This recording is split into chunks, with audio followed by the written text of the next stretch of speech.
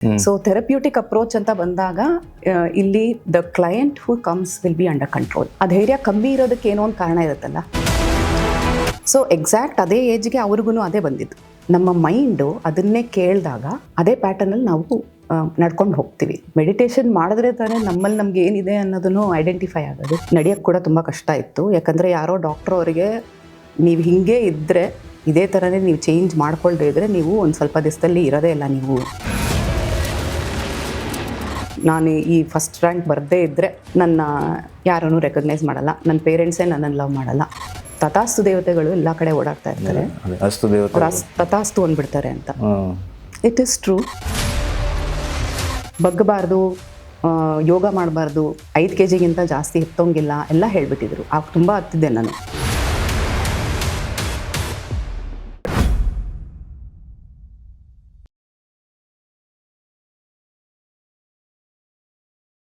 ನಮಸ್ಕಾರ. Dive deep with Badakila ಪ್ರದೀಪ್ನ ಇನ್ನೊಂದು ಸಂಚಿಕೆಗೆ ನಿಮಗೆಲ್ಲರಿಗೂ ಕೂಡ ಸ್ವಾಗತ. ಮನಸ್ಸು ಯಾವತ್ತೂ ನಮ್ಮ ಕಂಟ್ರೋಲಲ್ಲಿ, ನಮ್ಮ ಹತೋಟಿಯಲ್ಲಿ ಇರಬೇಕು ಅಂತ ನಾವೆಲ್ಲರೂ ಕೂಡ ಬಯಸ್ತಿರ್ತೀವಿ. ಆದರೆ ಅದರ ಹತೋಟಿಲಿ ನಾವಿರೋದು ಹೆಚ್ಚು. ಆದರೆ ಆ ಮನಸ್ಸನ್ನು ಒಂದು ರೀತಿಯಲ್ಲಿ ನಿಯಂತ್ರಣ ಮಾಡಿ ಅದರ ಮೂಲಕ ನಮ್ಮಲ್ಲಿರುವಂತಹ ತೊಂದರೆಗಳನ್ನು ಹೇಗೆ ಸಾಲ್ವ್ ಮಾಡಬಹುದು ಅನ್ನೋ ಪ್ರಯತ್ನದಲ್ಲಿರುವ ಒಬ್ಬ ವ್ಯಕ್ತಿ ಇವತ್ತು ನಮ್ಮ ಜೊತೆ ಇದ್ದಾರೆ. ಅವರು ಸುಚಿತಾ ಸಂಜಯ್ ಅವರು. ನಮಸ್ಕಾರ. ನಮ್ಮ ಕಾರ್ಯಕ್ರಮಕ್ಕೆ ನಿಮಗೆ ಸ್ವಾಗತ. ನಮಸ್ತೆ. ಇವತ್ತಿನ ಈ ಕಾರ್ಯಕ್ರಮನ ಶುರು ಮಾಡೋಣ. ಬಂದಿದ್ದಕ್ಕೆ ನಾವು ಧನ್ಯವಾದವನ್ನು ಹೇಳೋ ರೀತಿ ಭಗವದ್ಗೀತೆಯ ಪ್ರತಿಯನ್ನು ಕೊಡೋ ಮೂಲಕ ಧನ್ಯವಾದಗಳು ಬಂದಿದ್ದಕ್ಕೆ. ತುಂಬ thanks. I am very happy to receive this. ತುಂಬಾ ಖುಷಿ ಆಗ್ತಿದೆ. ಹಿಪ್ನೋಥೆರಪಿ ಅನ್ನೋ ಪದ ಕೇಳಿದ ತಕ್ಷಣ ಫಸ್ಟಿಗೆ ಎಲ್ಲರಿಗೂ ಮನಸ್ಸಿಗೆ ಬರೋದೇನು ಅಂತಂದರೆ, ಯಾರೋ ಹಿಪ್ನಟೈಸ್ ಮಾಡಿಬಿಡ್ತಾರೆ, ನಮ್ಮನ್ನು ಕಂಟ್ರೋಲ್ ತೊಗೊಂಡ್ಬಿಡ್ತಾರೆ, ಏನೇನೋ ಇದು ಮಾಡಿಬಿಡ್ತಾರೆ ಅನ್ನೋವಂಥದ್ದು. ಆ್ಯಕ್ಚುಲಿ ಏನಿದು? ಸೊ ಇದು ಹಿಪ್ನೋಥೆರಪಿ ಅಂದರೆ more on the therapeutic approach ಇದು. ನೀವೀಗ ಹೇಳಿದ್ದು ಹಿಂಗೆ ಹೇಳಿದ್ರೆ ಹಿಂಗೆ ಬೀಳಿಸ್ಬಿಡ್ತಾರೆ, ಇಲ್ಲರೆ ಅವ್ರನ್ನ ಕಂಟ್ರೋಲಲ್ಲಿ ತಗೋತಾರೆ, ಆ ಥರ ಅಲ್ಲ. ಸೊ ಥೆರಪ್ಯೂಟಿಕ್ ಅಪ್ರೋಚ್ ಅಂತ ಬಂದಾಗ ಇಲ್ಲಿ the client who comes will be under control. ಮುಂಚೆನೇ ತಿಳಿಸ್ತೀವಿ, you will be under control ಅಂತ. ಕೆಲವು ಸತಿ ಎಷ್ಟೋ ವಿಷಯಗಳಿರುತ್ತೆ ಅವ್ರು ಹೇಳ್ಕೊಳಕ್ಕಾಗಲ್ಲ. ಸೊ ಅಂಥದ್ದನ್ನ they don't have to tell. But ಅಲ್ಲೇನು ಎಮೋಷನ್ ನಡೀತಾ ಇದೆ ಅಂತ ಅವ್ರನ್ನ ತಿಳಿಸಿದ್ರು ಅದ್ರ ಮೇಲೂ ವರ್ಕ್ ಮಾಡ್ಬೋದು. ಸೊ ಇದರಲ್ಲಿ ನಾರ್ಮಲ್ ಆಗೇ ಮಿಸ್ಕಾನ್ಸೆಪ್ಷನ್ ಏನು ಅಂತಂದರೆ, ನಾವು ನಮ್ಮ ಕಂಟ್ರೋಲಲ್ಲಿ ಇರಲ್ಲ, ಏನೇನೋ ಮಾಡಿಸ್ಬಿಡ್ತಾರೆ ಅಂತ. ಸೊ ಆ ಥರ ಆಗೋದಿಲ್ಲ. It is mainly about understanding ಏನು ಒಳಗಡೆ ಒಳ ಮನಸ್ಸಿನಲ್ಲಿ ಬೇರೆ ಏನೇನೋ ಇರುತ್ತೆ, ಅಲ್ಲಿ ಏನು ಅಡಗಿದೆ ಅಂತ ಐಡೆಂಟಿಫೈ ಮಾಡಿ ಅದನ್ನು ಹೀಲ್ ಮಾಡುವಂಥ ಒಂದು ವಿಧಾನ ಇದು. ಈ ಮಿಸ್ಕಾನ್ಸೆಪ್ಷನ್ ಬರೋದಕ್ಕೆ ಏನು ಕಾರಣ ಅನ್ಸುತ್ತೆ? ಮತ್ತು ಹೌ ಡು ಯು ಗೈಸ್, ಅಂದರೆ ಈ ಟ್ರೀಟ್ಮೆಂಟ್ಗಳನ್ನು ಮಾಡ್ತಾ ಇರೋರು ಯಾವ ಥರ ವರ್ಕ್ ಮಾಡ್ತೀರ ಅದ್ರ ಮೇಲೆ? C, one thing is stage hypnosis is ಎಲ್ಲರೂ ನಾರ್ಮಲ್ ಆಗಿ ನೋಡಿರ್ತಾರೆ. ಸೊ ಅದನ್ನೇ ಹಿಪ್ನೋಥೆರಪಿ ಅಂತ ಅನ್ಕೊಂಡ್ಬಿಡ್ತಾರೆ. ಬಟ್ ಇದು ಥೆರಪ್ಯೂಟಿಕ್ ಅಪ್ರೋಚ್. ಇದರಲ್ಲಿ ಏನು ಅಂತಂದರೆ, ಫಸ್ಟು ನಾವು ಐಡೆಂಟಿಫೈ ಮಾಡ್ತೀವಿ ಏನು ಪ್ರಾಬ್ಲಮ್ ಇದೆ ಅಂತ. ಸಪೋಸಿಂಗ್ ಅವರಿಗೆ ಧೈರ್ಯನೇ ಕಮ್ಮಿ ಇದೆ. ಆ ಧೈರ್ಯ ಕಮ್ಮಿ ಇರೋದಕ್ಕೆ ಏನೋ ಒಂದು ಕಾರಣ ಇರುತ್ತಲ್ಲ. ಮೇಲೆ ನನಗೆ ಗೊತ್ತಿಲ್ಲ ಅಂತ ಹೇಳ್ತಾರೆ, ಏನಕ್ಕೆ ನನಗೆ ಧೈರ್ಯ ಕಮ್ಮಿ ಇದೆ ಅಂತ ಗೊತ್ತಿಲ್ಲ ಅಂತ ಹೇಳ್ತಾರೆ. ಬಟ್ ಅವ್ರನ್ನ ಹಿಪ್ನಾಸಿಸ್ ಸ್ಟೇಟಿಗೆ ತಗೊಂಡು ಹೋದಾಗ, ಅಂದರೆ calming state, hypnosis is nothing but meditative state or calming state. So ಅಲ್ಲಿಗೆ ತಗೊಂಡು ಹೋದಾಗ ಅವರಿಗೆ ಏನು ಕಾರಣ ಅಂತ ಇನ್ನೊಬ್ರು ನಮಗೆ ಕಂಟ್ರೋಲ್ ತಗೊಳ್ಳೋದಲ್ಲ. ಇಲ್ಲ, ಅಂದರೆ ಈ ಥೆರಪಿನಲ್ಲಿ ಬೇರೆಯವ್ರನ್ನ ಕಂಟ್ರೋಲಿಗೆ ತಗೊಳ್ಳೋದಲ್ಲ. ಬಟ್ ಆ ಥರನೂ ಮಾಡೋರು, ಅದ್ರ ಬಗ್ಗೆ ನನಗೆ ಅಷ್ಟೊಂದು ತಿಳುವಳಿಕೆ ಇಲ್ಲ. So I can not comment. But of course this is therapy ಅಂತ ಹೇಳಿದಾಗ ಇದು ಏನು ಅಂದರೆ, ಇದನ್ನ ನೀವು ಮಾಡಬೇಕು ಅಂದರೆ ಹೇಗೆ ತಯಾರಿಗಳನ್ನು ಮಾಡಿರ್ತೀರಾ? ಕಲಿಕೆ ಇರಬಹುದು, ಅಥವಾ ಒಬ್ಬ ವ್ಯಕ್ತಿನ ನೀವು ಅಪ್ರೋಚ್ ಆದಾಗ ಯಾವ ಥರ ತಯಾರಿಗಳು ನಡೆಯುತ್ತೆ? ಫಸ್ಟು ಅವ್ರದ್ದು ಏನು ಅಂತ ಅರ್ಥ ಮಾಡ್ಕೋತೀವಿ, ಏನು ಪ್ರಾಬ್ಲಮ್ ಇದೆ ಅಂತ. ಮತ್ತು ಈವನ್ ಅವ್ರ ಚೈಲ್ಡ್ಹುಡ್ ಹೆಂಗಿತ್ತು, ಅವ್ರ ರಿಲೇಷನ್ಶಿಪ್ ಹೆಂಗಿದೆ ಎಲ್ಲರ ಜೊತೆ, ಮತ್ತು ಅವ್ರು ಬೆಳೆದಿದ್ದ ವಾತಾವರಣ ಹೆಂಗಿತ್ತು, ಮತ್ತು ಬಿಲೀಫ್ಸ್ ಏನಂತ ತಗೊಂಡ್ರು ಅವರು ಆ ವಾತಾವರಣದಿಂದ, ಇದೆಲ್ಲನೂ ನಾವು ಫಸ್ಟ್ ಐಡೆಂಟಿಫೈ ಮಾಡ್ಕೊತೀವಿ. ಸೊ ರಿಲೇಷನ್ಶಿಪ್ಸೂ ಇಂಪಾರ್ಟೆಂಟು, ಬೆಳವಣಿಗೆ ಇಂಪಾರ್ಟೆಂಟು. ಯಾಕಂದರೆ ಅವ್ರು ಹೆಂಗೆ ಬೆಳೆದಿರ್ತಾರೆ ಅನ್ನೋದ್ರ ಮೇಲೇ ಅವರು ಜೀವನ ಹೆಂಗೆ ಡೈರೆಕ್ಟ್ ಮಾಡ್ಕೊಂಡಿರ್ತಾರೆ ಅನ್ನೋದನ್ನು ಗೊತ್ತಾಗತ್ತಲ್ಲಿ. ಸೊ ಘಟನೆಗಳೂ ಇರ್ಬೋದು, ಎಷ್ಟೋ ಘಟನೆಗಳು ಅವ್ರನ್ನ ಹಿಡಿದಿರ್ಬೋದು. ಎಲ್ಲಿ ನನಗೆ ಈ ಥರ ಮಾಡೋಕ್ಕಾಗಲ್ಲ, ನನ್ನ ಕೈಯಲ್ಲಿ ಆಗಲ್ಲ, ನನಗೆ ಧೈರ್ಯ ಕಮ್ಮಿ, ಯಾಕಂದರೆ ಇಂಥ ಘಟನೆ ಆಗಿತ್ತು ಅನ್ನೋದು. ಸೊ ಇದೆಲ್ಲ ಫುಲ್ಲು ಗ್ಯಾದರ್ ಮಾಡ್ಕೊತೀವಿ, ಇನ್ಫಾರ್ಮೇಷನ್ನ ಗ್ಯಾದರ್ ಮಾಡಿಕೊಂಡು ಅದ್ರ ಮೇಲೆ ನಾವು ವರ್ಕ್ ಮಾಡ್ತೀವಿ. ನೀವೆಷ್ಟು ರೆಡಿ ಆಗಬೇಕು ಅದಕ್ಕೆ? ಅಂದರೆ ಕಲಿಕೆ ಇರ್ಬೋದು, ಅಂದರೆ ಟ್ರೈನಿಂಗ್ಗಳು ಮಾಡಬೇಕಾಗತ್ತೆ, ಟ್ರೈನಿಂಗ್ಗಳು ತೊಗೊಳ್ಬೇಕಾಗತ್ತೆ. ಯಾಕೆ ಇದನ್ನು ಕೇಳ್ತಿದ್ದೀನಿ ಅಂತಂದರೆ, ಟ್ರೈನಿಂಗ್ ಸುಮ್ಮನೆ ಅವರಾಗೇ ಟ್ರೈನ್ ಮಾಡೋದು ಅಥವಾ ಒಂದು ಸಣ್ಣ ಕ್ರ್ಯಾಶ್ ಕೋರ್ಸನ್ನು ಮಾಡಿಕೊಂಡು ಓಕೆ ನಾನು ಮಾಡ್ತೀನಿ ಅನ್ನುವಂಥ ಸಾಹಸಗಳು ಮಾಡೋರು ಇರ್ತಾರೆ ಇದರಲ್ಲಿ. ಸಿ ಒನ್ ಥಿಂಗ್ ಈಸ್, ಇದು ಎಲ್ಲದಕ್ಕೂ ಬೇಕಿರೋದು ಎಂಪತಿ ಕ್ವಶಂಟ್. ಅದು ಒಂದಿದ್ರೆ ಇನ್ನೊಬ್ಬರ ಭಾವನೆಗಳಿಗೆ ನಾವು ಸ್ಪಂದಿಸೋದು ತುಂಬ ಮುಖ್ಯ ಅಂತ ಹೇಳ್ತೀರಾ? ಸ್ಪಂದಿಸೋದು ತುಂಬ ಮುಖ್ಯ. ಅದೆಲ್ರಿಗೂ ಒಂದೊಂದು ಲೆವೆಲಲ್ಲಿ ಇರುತ್ತೆ. ಜಾಸ್ತಿ ಇರೋರಿಗೆ ಇದು ತುಂಬ ಸುಲಭ ಮಾಡೋಕ್ಕೆ. ಇನ್ಫ್ಯಾಕ್ಟ್ ನಾನು ಹೇಳಬೇಕು ಅಂತಂದರೆ, ನಾನು ಸೈಕಾಲಜಿ ಬ್ಯಾಕ್ಗ್ರೌಂಡಿಂದನೇ ಬಂದಿಲ್ಲ, ನಾನು ಕಾಮರ್ಸ್ ಬ್ಯಾಕ್ಗ್ರೌಂಡು. ಸೊ ನನಗೆ ಒಂಥರ ಲೈಫ್ ಕಾಲಿಂಗ್ ಮೊಮೆಂಟ್ಸು ಇನ್ ಮೈ ಲೇಟ್ 40s ಬಂದಿದ್ದು ಆ್ಯಕ್ಚುಲಿ. ಸೊ ಆಗ್ಲಿಂದ ಓದೋಕ್ಕೆ ಶುರು ಮಾಡಿದ್ದು ಈ ಪರ್ಟಿಕ್ಯುಲರ್ ಲೈನಲ್ಲಿ. ಸೊ ಆ ಟೈಮಿಂದ ನಾನು ಇದನ್ನೇ ಮಾಡ್ಕೊಂಡು ಬಂದಿದ್ದೀನಿ. ಸೊ ಎಂಪತಿ ಕ್ವಶನ್ ಜಾಸ್ತಿ ಇದ್ದಿದ್ದರಿಂದ ನಾನು ಎಲ್ಲಿ ಓದಿದ್ನೋ, ನಾನು school of rapid transformational therapy ಅಂತ ಮರಿಸಾ ಪಿಯರ್ ಅವರು ಅದನ್ನ ಅವ್ರದ್ದು ಲಂಡನ್ನಲ್ಲಿ ಮತ್ತು ಕ್ಯಾಲಿಫೋರ್ನಿಯಾನಲ್ಲಿ ಇದೆ. ಸೊ ಅವ್ರ ಸ್ಕೂಲ್ನಲ್ಲಿ ನಾನು ಸೇರ್ಕೊಂಡಿದ್ದು. ಸೊ ನನಗೆ ಫಸ್ಟ್ ಪ್ರಶ್ನೆ ಬಂದಿದ್ದೇನು ಅಂತಂದರೆ, ನನಗೆ ಕಾಮರ್ಸ್ ಬ್ಯಾಕ್ಗ್ರೌಂಡು, ನನಗೆ ಆಗುತ್ತಾ ಇದು ಅನ್ನೋದೊಂದು. ಸೊ ಅವರು ಒಂದೇ ಹೇಳಿದ್ದು ಎಂಪತಿ ಕ್ವಶಂಟ್ ಇರಬೇಕು ಅಂತ. ಸೊ ಅದು ನಿಮಗೆ ಹೆಚ್ಚಿಗೆ ಇದೆ ಅಂತಂದರೆ ನೀವು ಅದನ್ನು ಮಾಡ್ಬೋದು ಅಂತ ಹೇಳಿದ್ರು. ಸೊ ಹಾಗಾಗಿ ಇದನ್ನು ನಾನು ಈ ಫೀಲ್ಡ್ನ ತೊಗೊಂಡು ಹೋಗಿದ್ದು. ಸೊ ಹೇಗೆ, how do you deal with it? Deal with it is like it depends on what type of client, ಯಾರು ಬರ್ತಾರೆ ಅಂತ ಅದ್ರ ಮೇಲೆ ಡಿಪೆಂಡ್ ಆಗುತ್ತೆ. ಸೊ ಕೆಲವರಿಗೆ ಅವ್ರ ಮೇಲೆ ಸೆಲ್ಫ್ ಡೌಟ್ ಇರ್ಬೋದು, ಇಲ್ಲಿದ್ರೆ ಅವರಿಗೆ ಕೆಲವೊಂದು ಚೈಲ್ಡ್ಹುಡ್ ಟ್ರಾಮಾಸ್ ಇರ್ಬೋದು, ಹಲವಾರು ರೀಸನ್ಸ್ ಇರ್ಬೋದು ಅವ್ರು ಏನಕ್ಕೆ ಬರ್ತಾರೆ ಅಂತ. ಅದ್ರ ಒಬ್ರೊಬ್ರದ್ದು ಹೆಂಗಿರುತ್ತೋ ಅದ್ರ ಮೇಲೆ ನಾವು ನೋಡ್ಕೊಂಡು ಡಿಸೈಡ್ ಮಾಡಿ ಯಾವ ಥರ ಟ್ರೀಟ್ ಮಾಡಬೇಕು ಅನ್ನೋದನ್ನು ಡಿಸೈಡ್ ಮಾಡ್ಕೋತೀವಿ. ಯಾವ ಥರ ಟ್ರೀಟ್ ಮಾಡ್ತೀರಾ? So first thing is we normally put them into hypnosis. Hypnosis ಅಂತ ಹೇಳಿದಾಗ ಮೆಡಿಟೇಟಿವ್ ಸ್ಟೇಟ್ ಅಂತಾನೆ. ಸೊ ಅದಕ್ಕೆ ಕೆಲವಾರು ಸ್ಟೆಪ್ಸ್ ಇರುತ್ತೆ. ಅವ್ರನ್ನ ಡೀಪಾಗಿ ಅಲ್ಲಿ ತಗೊಂಡು ಹೋಗಿ ಅವ್ರನ್ನ ಏನು ಆಗಿತ್ತು, ಇಂಥ ಒಂದು ನೀವು ಈ ಸ್ಟೇಟಿಗೆ ಬರೋದಕ್ಕೆ ಕಾರಣ ಏನಾಯಿತು ಅಂತ ಅಲ್ಲಿ ಕೇಳ್ತೀವಿ. ಸೊ ಸಪೋಸಿಂಗ್ ಅವ್ರು ಬಂದಾಗ ಉದಾಹರಣೆಗೆ ಕೊಡಬೇಕು ಅಂತಂದರೆ, ಈಗ ಒಬ್ಬರು ವೆಯ್ಟ್ ಲಾಸ್ಗೆ ಅಂತ ಬಂದಿದ್ದು, ಅವರು ಡಯಾಬಿಟಿಕ್ಕೂ ಇದ್ದರು. So by the age of 30 diabetes ಇತ್ತು ಅವರಿಗೆ. ಸೊ ಅದು ಹೆಂಗೆ ಅವರು ಬಾಡಿಗೆ ವೈರ್ ಮಾಡಿಕೊಂಡ್ರು ಅನ್ನೋದನ್ನು ಹಿಪ್ನಾಸಿಸಲ್ಲಿ ಗೊತ್ತಾಯಿತು. ಸೊ ಆ್ಯಸ್ ಫಾಸ್ಟ್ ಆ್ಯಸ್ ಅವರು ತುಂಬ ಚಿಕ್ಕವರಿದ್ದಾಗ ಅವ್ರ ಫಾದರ್ ಬಂದು ಮನೆಯಲ್ಲಿ ಎಲ್ಲರಿಗೂ ತಿಳಿಸಿದ್ರು, ಈ ಥರ ನಂಗೆ ಡಯಾಬಿಟಿಸ್ ಶುರುವಾಗಿದೆ ಅಂತ. ಸೊ ಎಲ್ಲ ಮನೆಯಲ್ಲಿನೂ ಎಲ್ಲರೂ ಮಾತಾಡ್ಕೊಂಡಿದ್ರು, ಪರವಾಗಿಲ್ಲ ಅದೆಲ್ಲ ನಮ್ಮ ಫ್ಯಾಮಿಲಿ ಹೆರಿಡಿಟಿ, ಎಲ್ಲರಿಗೂ ಬರೋದೇ ಅದು ಅಂತ ಮಾತಾಡ್ಕೊಂಡಿದ್ದು. ಅವರು ಆಟ ಆಡ್ತಿದ್ದು ಚಿಕ್ಕವಾಗ ಕೇಳಿಕೊಂಡು ಅದನ್ನು ವೈರ್ ಮಾಡ್ಕೊಂಡಿರೋದು. ಸೊ ಎಕ್ಸಾಕ್ಟ್ ಅದೇ ಏಜ್ಗೆ ಅವ್ರಿಗೂ ಅದೇ ಬಂದಿದ್ದು. ಅಪ್ಪನಿಗೆ ಬಂದ ಏಜ್ಗೆ? ಹೌದು.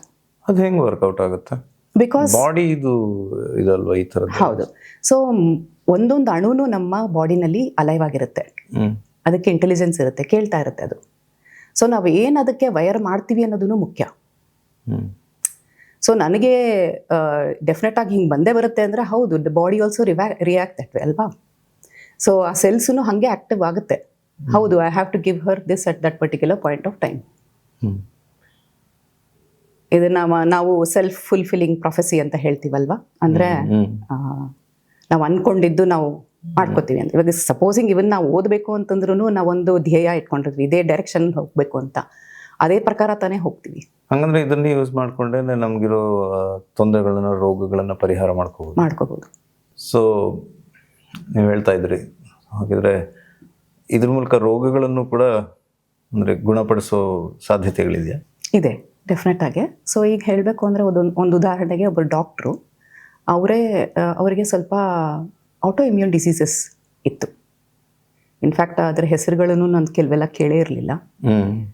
ಸೊ ಅವರು ಡಾಕ್ಟರ್ಸೇನೆ ಇದ್ರ ಮೇಲೆ ಮೆಡಿಕೇಟ್ ಮಾಡೋಕ್ಕಾಗಲ್ಲ ನಿಮ್ಮನ್ನ ಅಂತ ಹೇಳಿದರು. ಸೊ ನೀವು ಐಡೆಂಟಿಫೈ, ನಿಮ್ಮ ಮನಸ್ಸಲ್ಲಿ ಏನಿದೆ ಅನ್ನೋದನ್ನು ನೀವು ಐಡೆಂಟಿಫೈ ಮಾಡ್ಕೊಳ್ಳಿ, ಅಲ್ಲಿ ಏನೋ ತೊಂದರೆ ಇದ್ದಂಗಿದೆ ಅಂತಲೂ ಹೇಳಿದರು. ಸೊ ಅವರು ಮತ್ತೆ ಟ್ರೀಟ್ಮೆಂಟಿಗೆ ಬಂದಾಗ ಕೆಲವಾರು ಪ್ಯಾಟರ್ನ್ಸ್ ರೆಕಗ್ನೈಸ್ ಆಯಿತು. ಮೇಯ್ನಾಗಿ ಮೂಲ ಕಾರಣ ಬಂದು ಆಂಗ್ಸೈಟಿ ಸ್ಟ್ರೆಸ್ಸಿಂದ ಇದು ಆಗಿದ್ದಿದ್ದು, ಈ ಥರ ಆಟೋ ಇಮ್ಯೂನ್ ಡಿಸೀಸಸ್ ಬಂದಿದ್ದು. ಆಕೆಗೆ ಒಂದು ಫರ್ಲಾಂಗ್ ನಡೆಯೋಕ್ಕೂ ತುಂಬ ಕಷ್ಟ ಇತ್ತು. So once this anxiety was reduced, ಆಟೋಮ್ಯಾಟಿಕ್ಕಾಗಿ ಆ ಸಿಂಪ್ಟಮ್ಸನ್ನು ರೆಡ್ಯೂಸ್ ಆಗ್ತಾ ಬಂತು.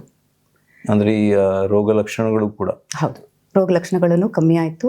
ಈಗ ವೆರಿ ವೆರಿ ಫ್ರೀ, ತುಂಬಾ free and healthy also.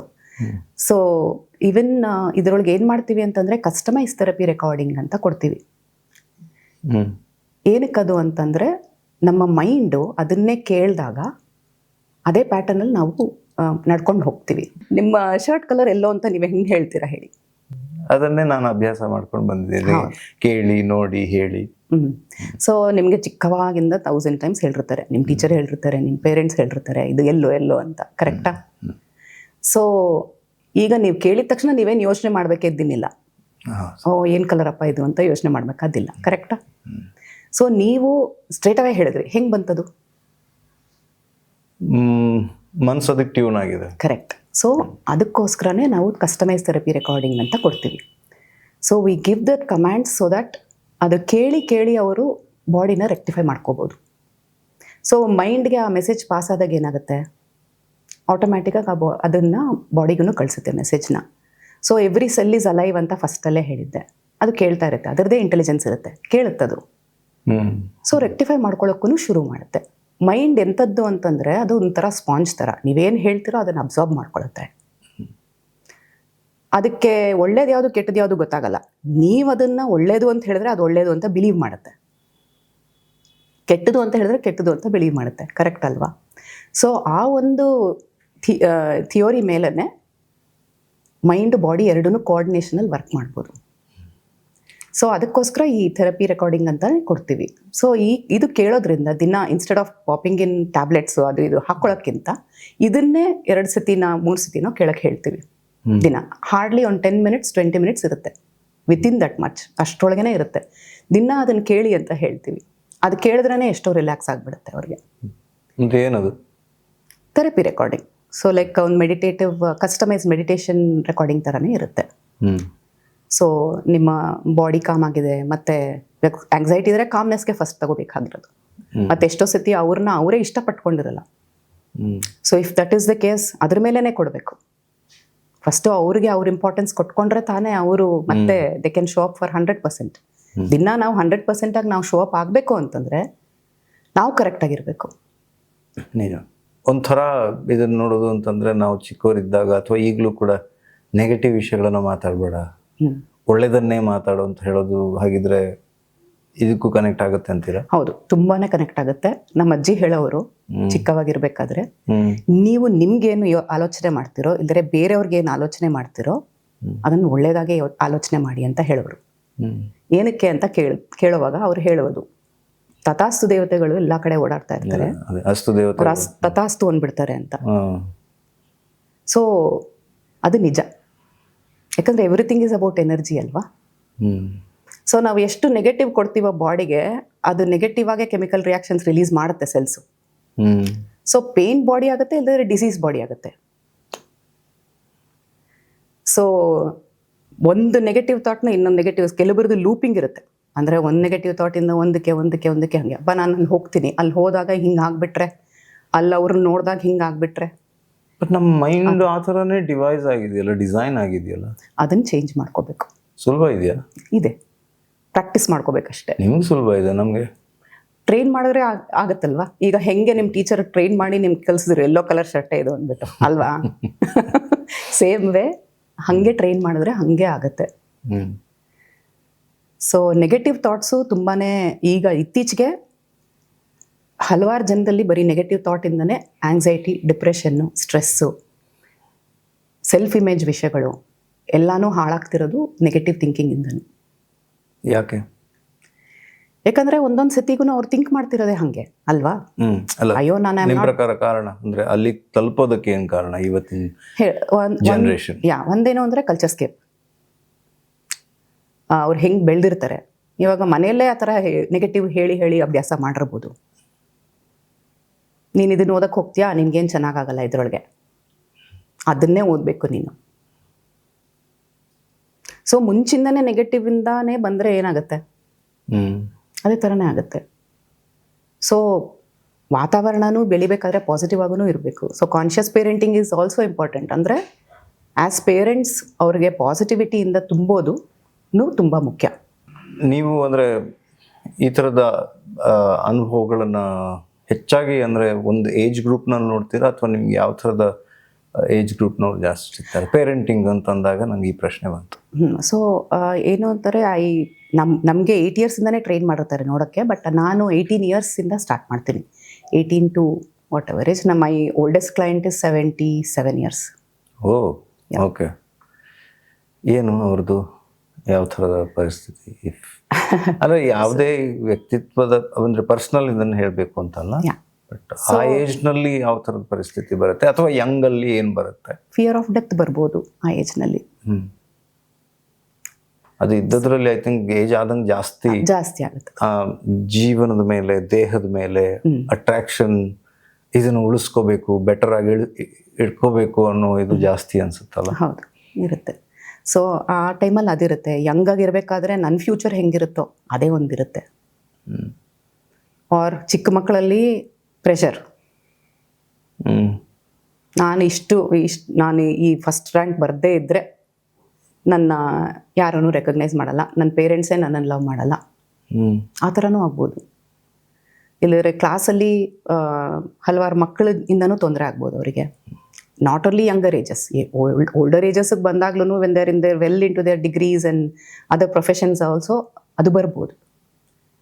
So it is possible. ಎರಡೂ ಥರನೂ ಫಿಯರ್ಸು ಎಲ್ಲ ಬರೋದು ಸಹಜ.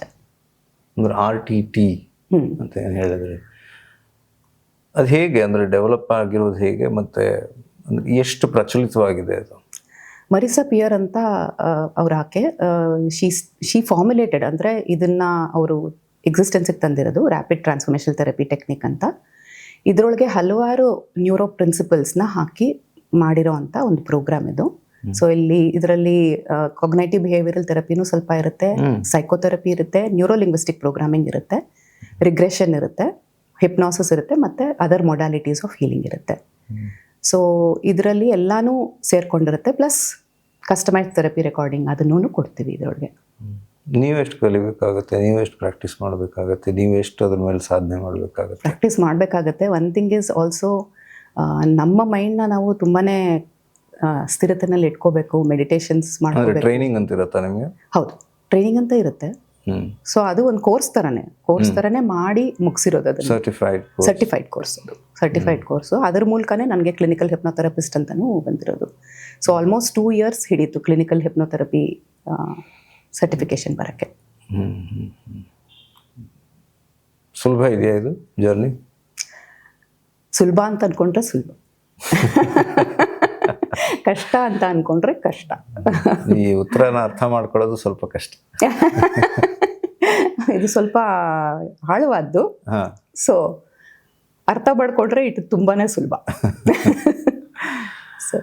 ಓಕೆ. ಇದು ಅಲ್ಲದೇನೆ ಬೇರೆ ರೀತಿಯ ಥೆರಪಿಗಳಿದೆಯಾ, ಅಂದರೆ ಹಿಪ್ನೋ ಥೆರಪಿ ಬೇಸ್ಡ್ ಅಂತ ಅನ್ನೋದು ಒಂದು ಪ್ರಶ್ನೆ. ಇನ್ನು ಇದ್ರ ಮಧ್ಯದಲ್ಲೇ ರಿಗ್ರೆಷನ್ ಅಂತ ಅನ್ನೋ ವಿಷಯನೂ ಕೂಡ ಹೇಳಿದೆ. How true is it? It is true. ಯಾಕಂದರೆ ಎಲ್ಲಾನು it is based on the impressions that we carry ಅಲ್ವಾ. ಅಂದರೆ ಈ ಲೈಫಿನ ರಿಗ್ರೆಷನ್ ಬಗ್ಗೆ ಅಂತನಾ, ಅಥವಾ ನಾನು ಮಾಡೋದು ಈ ಲೈಫಿನ ರಿಗ್ರೆಷನ್ ಬಗ್ಗೆ? ಬಟ್ ನನ್ನ ಹತ್ರ ಬಂದಿರೋ ಜಾಸ್ತಿ ಕುತೂಹಲ ಇರೋದು ಪಾಸ್ಟ್ ಲೈಫ್, ಹಳೆ ಇದು ಲೈಫ್. ಇದು ಅಫ್ಕೋರ್ಸ್ ನಾನು ಮಾಡೋದು ಕರೆಂಟ್ ಲೈಫ್ ರಿಗ್ರೆಷನ್ ಮಾತ್ರನೇ. ಬಟ್ ನನ್ನ ಹತ್ರ ಬಂದಿರೋ ಕ್ಲೈಂಟ್ಸು ಹಳೆ ಜನ್ಮಕ್ಕೆ ಹೋಗಿರೋದು ಇದೆ. ಸೊ ದೋಸ್ ಆರ್ ಇಂಪ್ರೆಷನ್ಸ್ ಅಷ್ಟೇ. ಅಲ್ಲಿಂದ ಬಂದಿರೋದು ಇಲ್ಲಿ ಅವ್ರನ್ನ ಹಿಡಿತಾ ಇದೆ. So it can be from any point. ನಾವು ಅದಕ್ಕೆ ನಮ್ಮ ಭಾರತೀಯ ಇದರಲ್ಲಿ ಪದ ಬಳಕೆ ಮಾಡಿದ್ದು ಅಂತ ನಾನು ನಂಬ್ತೀನಿ, ಗೊತ್ತಿಲ್ಲ ನೀವೇನಂತೀರ. ಹೌದು, ಇಟ್ ಇಸ್ ಈಕ್ವಲೆಂಟ್ ಅಷ್ಟೇ. ಇಂಪ್ರೆಷನ್ಸ್ ಅಂದ್ರೆ ಏನೂ ಇಲ್ಲ, ಕರ್ಮನೇ ಆಕ್ಷನ್. ಸೊ ಅವ್ರು ಅದಕ್ಕೆ ಹೋದ್ರೂ ಇದೇ ಥರನೇ ಟ್ರೀಟ್ ಮಾಡಬೇಕು. ಕರೆಂಟ್ಲಿ ಅದ್ರ ಸರ್ಕಮ್ಸ್ಟೆನ್ಸ್ಗೆ ಏನು ಅಪ್ಲೈ ಆಗುತ್ತೋ ಅದನ್ನೇ ಅಪ್ಲೈ ಮಾಡಿಕೊಂಡು ಟ್ರೀಟ್ ಮಾಡಬೇಕಾಗುತ್ತೆ ಅವ್ರಿಗೆ. ಏನು ಮಾಡಬೇಕಾಗುತ್ತೆ ಅಂದರೆ ಸೇಮ್ ಪ್ರಾಸೆಸ್? ಹೌದು, ರೀವೈರ್ ಮಾಡಬೇಕು ಮೈಂಡ್ನ. So the first thing to tell them is they are not in that situation anymore. So ಹೊಸ ಇಂಪ್ರೆಷನ್ಸ್ನ ಕ್ರಿಯೇಟ್ ಮಾಡ್ಕೊಂಡು ಹೋಗಿ, ಹೊಸ ನರೇಟಿವ್ಸ್ನ ಕೊಡ್ತಾ ಹೋಗಿ ನಿಮ್ಮ ಮೇಲೆ ಅಂತ. ಸೊ ಆ ಥರನೂ ರೀವೈರಿಂಗ್ ಆಗುತ್ತೆ. ಬಟ್ ಒಂದೊಂದು ಕೇಸ್ ಮೇಲೂ ಡಿಪೆಂಡ್ ಆಗುತ್ತೆ. ಬೇರೆ ಥರ ಇದ್ದರೆ ಬೇರೆನೇ ಕೊಡಬೇಕಾಗುತ್ತೆ ಕಮೆಂಟ್ಸು. ರೀವೈರ್ ಮಾಡಿದಾಗ they will get more comfortable, ಹೌದು ಅನ್ನೋದನ್ನು ಅನ್ಸುತ್ತೆ ಅವ್ರಿಗೆ. ಇಷ್ಟೆಲ್ಲ ಅಂದರೆ ಇಷ್ಟೊತ್ತು ನಾವು ಮಾತಾಡ್ತಾ ನನಗನ್ಸಿದ್ದು ಏನು ಅಂತಂದರೆ, ಒಂದು ಕಡೆ ನೀವು ಇದನ್ನು ಈ ಥೆರಪಿ ಸೈಡ್ನಿಂದ ಹೇಗೆ ನೋಡ್ತೀರೋ, ಅದ್ರ ಜೊತೆಗೆ ನೀವು ಕಲ್ಚರ್ಗೂ ಕೂಡ, ನಮ್ಮ ಇಂಡಿಯನ್ ಇದಕ್ಕೂ ಕೂಡ ತುಂಬಾ ಕನೆಕ್ಟ್ ಆಗಿದ್ದೀರಾ. ಹೌದು. ಹೇಗೆ ಎರಡನ್ನ ಕಂಪೇರ್ ಮಾಡ್ತೀರಾ, ಮತ್ತು ಹೇಗೆ ಅದರಲ್ಲಿ ಸಿಮಿಲಾರಿಟೀಸ್ ಏನಿದೆ ಅಥವಾ ಡಿಫ್ರೆನ್ಸಸ್ ಏನಿದೆ ಅದ್ರ ಬಗ್ಗೆ? ಒನ್ ಥಿಂಗ್ ಇಸ್, ಪೂರ್ವ ಕಾಲದಿಂದನೂ ಹೇಳ್ತಾ ಇರೋದು ನಮ್ಗೇನು ಅಂತಂದರೆ ಮೆಡಿಟೇಷನ್ ಮಾಡಿ ಅಂತ ತಾನೇ. ಮೆಡಿಟೇಷನ್ ಮಾಡಿದ್ರೆ ತಾನೇ ನಮ್ಮಲ್ಲಿ ನಮ್ಗೆ ಏನಿದೆ ಅನ್ನೋದನ್ನು ಐಡೆಂಟಿಫೈ ಆಗೋದು. ಸೊ ಇದ್ರೊಳಗೂ ಅಷ್ಟೇ, it is just a reflective practice which is equivalent to meditation. ಹಾಗೆ ಅಂತ ಬರೀ ಇದನ್ನೇನು ನನ್ನ ಪ್ರೋಗ್ರಾಮಲ್ಲಿ ಬಂದಾಗ I will be advocating other things also. Like ಒಂದು ಸಿಂಪಲ್ ಜಪಾನೇ ಆಗಿರ್ಬೋದು, ಇಲ್ದಿದ್ರೆ ಈವನ್ ಮೆಡಿಟೇಷನ್ನೇ ಆಗಿರ್ಬೋದು, ಅದನ್ನು ನಾನು ಸ್ವಲ್ಪ ಹೇಳ್ಕೊಟ್ಟು RTTನೂ ಯೂಸ್ ಮಾಡ್ತಿದ್ದೀನಿ ರೈಟ್ ನಾವು. ಅಂದರೆ ಅದು ಅವರ ನಂಬಿಕೆ ಮೇಲೆ ಅವರಿಗೆ ನೀವು ಅದರ ಗೈಡೆನ್ಸ್ ಮಾಡ್ತೀರಿ? ಯಾಕಂದರೆ ಈ ಥರದ್ದನ್ನು ನಂಬದೇ ಇರುವಂಥವ್ರು ಇರ್ಬೋದು, ಬಟ್ ನಾನು ಸೆಲೆಕ್ಟಿವ್ ಸ್ವಲ್ಪ. ಯಾಕಂದರೆ I will take them only if they believe in divinity. ಇಲ್ದಿದ್ರೆ ಅವ್ರಿಗೆ ತುಂಬ ನಂಬಿಕೆ ಇರಬೇಕು. ಯಾಕೆ ಬರಬೇಕು ಇದಕ್ಕೆಲ್ಲ? ಅಂದರೆ ಸಪೋಸಿಂಗ್ ಅವ್ರಿಗೆ ನಂಬಿಕೆ ಇಲ್ಲ ಅಂತಂದರೆ ಅವ್ರ ಮೇಲೆ ಅವ್ರಿಗೆ ತುಂಬ ನಂಬಿಕೆ ಇರಬೇಕು. So they should not even be coming for help. ನೀವೇ ಹೇಳಿದ್ರಲ್ಲ, ನಂಬಿಕೆ ಇಲ್ಲದೆ ಇರೋರು, ಆ ಥರ ಕಷ್ಟ ಇರೋರ್ಗೇನೆ ಸೊಲ್ಯೂಷನ್ಗಳನ್ನು ಕೊಡೋದು ಅಂತ. ಹಾಗಿದ್ರೆ ಅವ್ರು ಇಲ್ಲಿಗೆ ನೀವು ಹಂಗಿದ್ರೆ ಹೆಂಗೆ? ನಾನು ಸೆಲೆಕ್ಟಿವ್ ಆಗಿದ್ದೀನಿ, ಬೇರೆಯವ್ರ ಹತ್ರ ಹೋಗ್ಬೋದು ಅವರು. I am little selective. ಅಲ್ಲ, ಕೆಲವರಿಗೆ ಸೆಲ್ಫ್ ಇದಿರುತ್ತೆ. At least they should believe in the elements of the universe. That way. ಅದಿದ್ರೂ I can take them. But if they say that they do not believe in anything, ಹಾಗಾದ್ರೆ ಅವ್ರ ಮೇಲೇ ಅಷ್ಟೊಂದು ನಂಬಿಕೆ ಇರಲ್ಲ. ಕೆಲವು circumstances, say upbringing, say experiences, say peer group, ಆ ಥರದ ಪರಿಸ್ಥಿತಿಗೆ ದೂಡಿರ್ಬೋದಲ್ಲ. ಹಾಗಿದ್ರೆ ಅವ್ರಿಗೆ ಯಾರು support? They can approach anybody. ಅದೇ ಹೇಳ್ತಿದ್ದೀರಲ್ವಾ, the can approach anybody. But one thing is, I am open to such people, but they should at least believe in certain elements. At least nature. Okay, ನೇಚರಲ್ಲಿ ಬಿಲೀವ್ ಮಾಡಬೇಕು. ಇಲ್ಲ ಹಂಗೆ ಹೇಳೋದಾದ್ರೆ ನಾನು ಅಂತೀನಿ, ನಾಸ್ತಿಕರು ಕೂಡ ತುಂಬಾ ಆಸ್ತಿಕರೇ ಅಂತ. ಅವರು ಸೊ ಅವ್ರಿಗೇನು ಹೆಲ್ಪ್ ಜಾಸ್ತಿ ಬೇಕಿರಲ್ಲ, ಜಾಸ್ತಿ ಬೇಕಿರಲ್ಲ. ಇಲ್ಲ ಅನ್ನೋದನ್ನ ತುಂಬಾ ಚೆನ್ನಾಗಿ ನಂಬಿರ್ತಾರ ಅವರು. ಹೌದು, ದೇವ್ರು ಇದೆ ಅಂತ ನಂಬೋರಿಗಿಂತ ಹೆಚ್ಚಾಗಿರೋ ನಂಬಿಕೆ ಅವರಲ್ಲಿ ಇರುತ್ತೆ ಅಂತ ನಾನು ನಂಬ್ತೀನಿ. ಅಂದ್ರೆ ಅವ್ರಿಗೆ ಅವರಲ್ಲೇ ಬಿಲೀಫ್ ಇರುತ್ತೆ. ಸೊ ದಟ್ ಇಸ್ ಓಕೆ, ಅದು ತಪ್ಪಂತ ನಾನು ಹೇಳ್ತಿಲ್ಲ. ಸೊ ಬಟ್ ಯಾವ್ದಾದ್ರು ಒಂದು ಫೋರ್ಸ್ ಮೇಲೆ ಅವ್ರಿಗೆ ಜಾಸ್ತಿ ನಂಬಿಕೆ ಇರಬೇಕು ಅಂತ ನೀವು. ಹೌದು ಹೌದು, ಅದು ನಮ್ಮನ್ನ ಆಂಕರ್ ಪಾಯಿಂಟ್ ಆಗಿ ತಗೊಂಡು ಹೋಗ್ತಾ ಇರಬೇಕು. ಅದನ್ನೇ ನಾವು ಆಂಕರ್ ಪಾಯಿಂಟ್ ಆಗೂ ತಗೋತೀವಿ. ಸೊ ಅವ್ರಿಗೆ ಅವ್ರನ್ನಲ್ಲೇ ನಂಬಿಕೆ ಇದ್ರೂ ಅಷ್ಟೇ ಸಾಕು. ಸೊ ಹಂಗಿದ್ರೆ ಅಷ್ಟೊಂದು ಅಂದ್ರೆ ಅದ್ರ ಮೇಲೇನೆ ನೀವು ಆ ವರ್ಕನ್ನು ಮಾಡ್ತೀವಿ ಅಂತ ಹೇಳ್ತಿದ್ರಿ. ಬಟ್ ಅವರು ಆ ನಂಬಿಕೆ ಕಳ್ಕೊಂಡಾಗನೇ ಅಲ್ವಾ ನಿಮ್ಮ ಹತ್ರ ಬರೋದು? ಹೌದು, ನಂಬಿಕೆ ಕಳ್ಕೊಂಡಾಗ ಬರ್ತಾರೆ. ಮತ್ತೆ ಅವರಿಗೆ ನಂಬಿಕೆ ಬರೋ ಹಾಗೆ ಹೆಲ್ಪ್ ಮಾಡ್ತೀವಿ. ಕರೆಕ್ಟ್ ಅಲ್ವಾ? ಒಂದೇನು ಅಂತಂದರೆ, ನಂಬಿಕೆ ಅವ್ರಿಗೆ ಅಟ್ಲೀಸ್ಟ್ ನೇಚರಲ್ಲಾದರೂ ಇರಬೇಕು. ಬಿಕಾಸ್ ಕೆಲವೊಂದು ಪ್ರಾಕ್ಟೀಸಸ್ಸು ನೇಚರಲ್ಲೂ ಮಾಡಿ ಅಂತ ಹೇಳ್ತೀವಿ. ಅಂದರೆ ನನ್ನ ಪ್ರೋಗ್ರಾಮಲ್ಲಿ, not the RTT part of it, I combine everything. ಅದು RTT ಸ್ವಲ್ಪ ಮೆಡಿಟೇಷನ್ನು ಮತ್ತು ನೇಚರಲ್ಲಿ ಸ್ವಲ್ಪ ಎಕ್ಸಸೈಸಸ್ಸು ಇಂಥದ್ದೆಲ್ಲನೂ ಹೇಳ್ತೀವಿ. ಸೊ ಅದನ್ನಾದ್ರೂ ಅವ್ರಿಗೆ ಅದರಲ್ಲಾದರೂ ಅವ್ರಿಗೆ ನಂಬಿಕೆ ಇರಬೇಕು. ಇದ್ದರೆ they will connect easily. Elemental connections ತಗೊಂಡಾಗ ಇನ್ನೂ ಹೀಲಿಂಗು ಫಾಸ್ಟ್ ಆಗುತ್ತೆ. ಸೊ ನ್ಯಾಚುರಲಿ ಎಲ್ಲರಿಗೂ, ನಾಸ್ತಿಕರು ಅಂದರೆ ನೇಚರಲ್ ಆದರೂ ನಂಬಿಕೆ ಇರುತ್ತಲ್ಲ. ಸೊ ಅದರ ಮೇಲೂ we can help the client. ನೀವು ಮುಖ್ಯವಾಗಿ ಹ್ಯಾಂಡಲ್ ಮಾಡೋದು ಇಮೋಷನ್ಸ್, ಅಂದರೆ ಭಾವನೆಗಳು ಮನುಷ್ಯನಿಗೆ ತುಂಬ ಮುಖ್ಯ. ಅದರಲ್ಲೂ ನನ್ನ ಪ್ರಕಾರ ಭಯ ಅನ್ನೋದು ಎಲ್ರಿಗೂ ಕೂಡ ಅತಿ ಅಗತ್ಯವಾದ ವಿಷಯ. ಅಂದರೆ ಅದನ್ನು ನಾವು ಎಷ್ಟು ನೆಗೆಟಿವ್ ಆಗಿ ನೋಡ್ತೀವೋ ಅಷ್ಟೇ ಅದು ಪಾಸಿಟಿವ್ ಕೂಡ ಹೌದು. ಆದರೆ ಅದು ಅತಿ ಆದರೆ ಅದೇನೇ ಮಾರಕ. ತುಂಬ ಜನರಿಗೆ ಅದು ತೊಂದರೆನೂ ಕೂಡ ಕೊಡ್ತಿರುತ್ತೆ. ಹೌದು. ಸೊ ಇದ್ರ ಬಗ್ಗೆ ಇತ್ತೀಚೆಗೆ ಭಯ ಅನ್ನೋದು ತುಂಬಾ ಇದೆ. ಫಿಯರ್ ಆಫ್ ಫೇಲ್ಯೂರ್ ಅಂತ ಹೇಳ್ಬೋದು. ನಾನು ಫೇಲ್ ಆಗಿಬಿಟ್ರೆ, ಫಿಯರ್ ಆಫ್ ಸಕ್ಸಸ್ ಕೂಡ ಇದೆ. ಎಷ್ಟೋ ಜನಕ್ಕೆ ಸಕ್ಸಸ್ಸೇ ಹ್ಯಾಂಡಲ್ ಮಾಡೋಕ್ಕೆ ಭಯ ಇರುತ್ತೆ, ಯಾಕಂದರೆ it means extra responsibility. Fear of rejection ಇರ್ಬೋದು, ನನ್ನ ರಿಜೆಕ್ಟ್ ಮಾಡಿಬಿಟ್ರೆ ಅವರು ಅಂತ, ಅದೂ ಇರ್ಬೋದು. ಫಿಯರ್ ಆಫ್ ದ ನ್ಯೂ, ಹೊಸದು ನಾನು ಹೆಂಗೆ ತೊಗೋಬೋದು. ಫಿಯರ್ ಆಫ್ ಫ್ಯೂಚರ್ ಇರ್ಬೋದು, ಫಿಯರ್ ಆಫ್ ಡೆತ್ ಇರ್ಬೋದು. So and also fear of judgement, ಅವ್ರು ಹಂಗೆ ಅಂದ್ಕೊಂಡ್ರೆ ನನ್ನ ಬಗ್ಗೆ. ಅರ್ಧ ಇಂಥ ಫಿಯರ್ಸಿಂದನೇ ಅವರು ಅವ್ರನ್ನ ಮುಂದಕ್ಕೆ ತಗೊಂಡು ಹೋಗ್ತಾ ಇರಲ್ಲ, ಸ್ಟ್ಯಾಗ್ನೇಟ್ ಆಗಿಬಿಡ್ತಾರೆ. ಎಲ್ಲೋ ಒಂದು ಕಡೆ ಸ್ಟಕ್, ಲಾಸ್ಟ್. ಎಲ್ಲ ಇತ್ತೀಚೆಗೆ ಎಲ್ಲ ಬರ್ತಿರೋದು ಏನು ಅಂದರೆ stuck and lost. Form fill ಮಾಡೋವಾಗ್ಲೂ ವಾಟ್ ಈಸ್ ದ ಫೀಲಿಂಗ್ ಅಂದರೆ ಸ್ಟಕ್ ಆ್ಯಂಡ್ ಲಾಸ್ಟ್ ಅಂತ ಹೇಳ್ತಾರೆ. ಸೊ ಅದು ಆಗೋದು ಮೇನಾಗೆ ಭಯದಿಂದ, ಏನೋ ಒಂದು ಭಯ ಒಳಗಡೆ ಇಟ್ಕೊಂಡಿರ್ತಾರೆ. ಸೊ ಈಗ ಒಂದು ಉದಾಹರಣೆ ಕೊಡಬೇಕು ಅಂದರೆ, ಒಬ್ಬರಿಗೆ ತುಂಬಾ ಆಪರ್ಚುನಿಟೀಸ್ ಬರ್ತಾ ಇತ್ತು. ಅವರಿಗೆ ಬೇರೆ ಊರಿಗೆ ಹೋಗೋಕ್ಕಾಗಲ್ಲ, ತುಂಬ ದೂರ ಟ್ರಾವೆಲ್ ಮಾಡೋಕ್ಕಾಗಲ್ಲ, ಯಾಕಂದರೆ ಏರ್ ಟ್ರಾವೆಲ್ ಅವರಿಗೆ ಭಯ ಇತ್ತು. ಸೊ ಆ ಭಯನೂ ಓವರ್ಕಮ್ ಮಾಡೋಕ್ಕೆ ಥೆರಪಿಯಿಂದನೇ ಆಗಿತ್ತು. ಸೊ ಈಗ ದೇ ಆರ್ ಫ್ರೀ. ಸೊ ಆ ಥರದ್ದೂ ಎಲ್ಲನೂ ಒಂದು ಮೂಲ ಕಾರಣ ಅಂತಿರುತ್ತೆ. ಅದನ್ನು ಐಡೆಂಟಿಫೈ ಮಾಡಾದ್ಮೇಲೆ ಭಯ ಅನ್ನೋದು ಹೋಗಿ ಕರೇಜ್ನ ತುಂಬ್ತೀವಿ. ಇದೆಲ್ಲ ಸುಲಭದಲ್ಲಿ ಆಗುತ್ತಾ? ಇದು ಎಫರ್ಟ್ ಬೇಕಾಗತ್ತೆ. ಯಾವುದಕ್ಕಾದ್ರೂ ಅಷ್ಟೇ. ಕೆಲವರು ವಿತಿನ್ 3 days ಸುಚಿತಾ ನಾನು ಸರಿಗಿದ್ದೀನಿ, ಏನು ಪ್ರಾಬ್ಲಮ್ ಇಲ್ಲ ಅಂತಾರೆ. ಅವಾಗ ನಿಮ್ಗೆ ನಂಬಿಕೆ ಬರುತ್ತಾ? ಹೌದು, ಯಾಕೆಂದರೆ ಅಷ್ಟು rapid. The program itself is called rapid transformational therapy because switches happen like this. So switch ಆಗುತ್ತೆ but of course it depends from person to person. ಕೆಲವರಿಗೆ 3 days ಅಲ್ಲೇ ಐ ಆಮ್ ಓಕೆ ಅಂತಾರೆ. ಕೆಲವರು it will take that 1 month time. ಆ ರೆಕಾರ್ಡಿಂಗ್ನ ಕೇಳಿ ಅವರು ಮತ್ತು ಆ ಇಂಪ್ರೆಷನ್ಸ್ನ ಅವರು ಅಳವಡಿಸ್ಕೊಂಡು ಅದೇ ಥರ ಅವ್ರು ಬಿಹೇವ್ ಮಾಡಿ ಆ ಟೈಮ್ ತಗೊಳುತ್ತೆ. 1 month ಆಗ್ಬೋದು. ಕೆಲವೊಬ್ಬರು 6 months ಆದಮೇಲೆ if they just look back, ಹಿಂದಕ್ಕೆ ನೋಡಿಕೊಂಡ್ರೆ ಎಷ್ಟೊಂದು ಇಂಪ್ರೂವ್ಮೆಂಟ್ ಆಗಿರುತ್ತೆ. ಸೊ ಆ ಥರ yes, it is definitely possible. ಯಾಕಂದರೆ ಸಬ್ಕಾನ್ಷಿಯಸ್ ಮೈಂಡ್ ಮೇಲೆ ವರ್ಕ್ ಮಾಡ್ತೀವಿ, ಅದಕ್ಕೋಸ್ಕರ ಇದು ಪಾಸಿಬಲ್. ನಿಮ್ಮಲ್ಲಿ ಕಂಡ ಒಂದೊಂದು ಎಕ್ಸ್ಟ್ರೀಮ್ ಕೇಸ್ಗಳಿರ್ಬೋದು ಅಥವಾ ಅಮೇಝಿಂಗ್ ಟ್ರಾನ್ಸ್ಫಾರ್ಮೇಷನ್ ಇರ್ಬೋದು.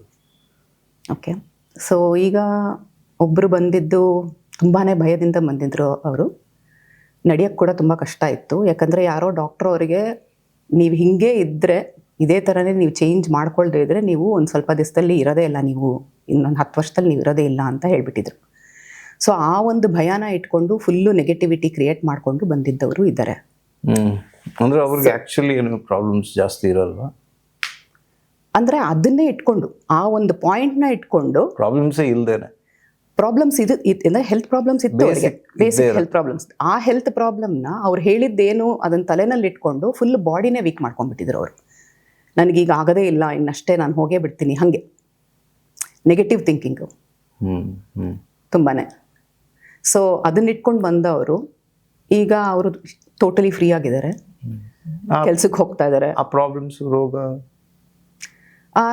ಅದನ್ನು ಬ್ಯಾಲೆನ್ಸಿಗೆ ಬರುತ್ತೆ. ಯಾಕಂದರೆ ಆಲ್ರೆಡಿ ಆ್ಯಂಗ್ಸೈಟಿಗೆ ಇದ್ದಿದ್ದು ಆ್ಯಂಗ್ಸೈಟಿನ ಕಮ್ಮಿ ಮಾಡಿರ್ತೀವಿ.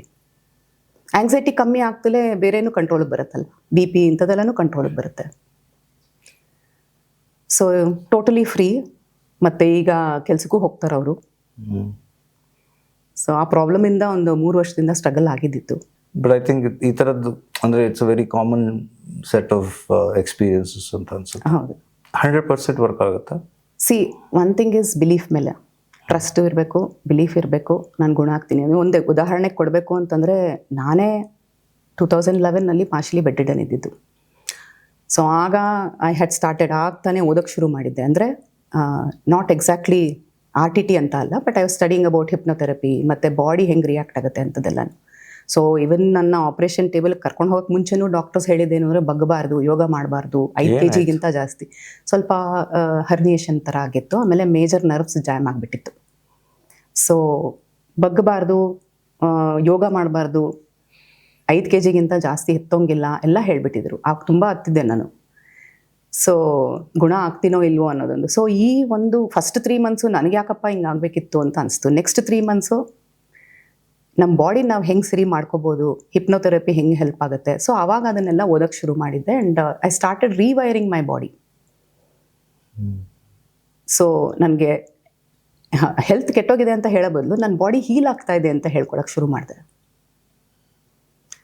Positive affirmations. ಸೊ ಅಲ್ಲಿಂದ ಇವಾಗ ನಾನೆಲ್ಲ ಮಾಡ್ತೀನಿ. ಐ ಡೂ ಯೋಗ, ವೆಯ್ಟೂ ಎತ್ತುತ್ತೀನಿ, ಎಷ್ಟು ಎವ್ರಿಥಿಂಗ್. 10 kg ವರೆಗೂ ಎತ್ಬೋದು. ಮುಂಚೆ 5 kg ಬೇಡ ಅಂತ ಹೇಳಿದ್ದು. So that is also happening. So the mind is the master.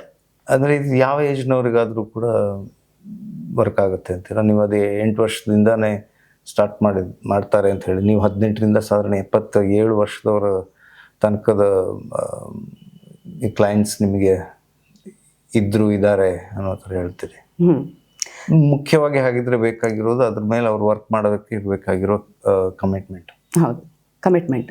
ನಾವು 100% ಕೊಟ್ಬಿಡ್ತೀವಿ, ಸೇಮ್ ಅವ್ರ ಕಡೆಯಿಂದನೂ ಬರಬೇಕು.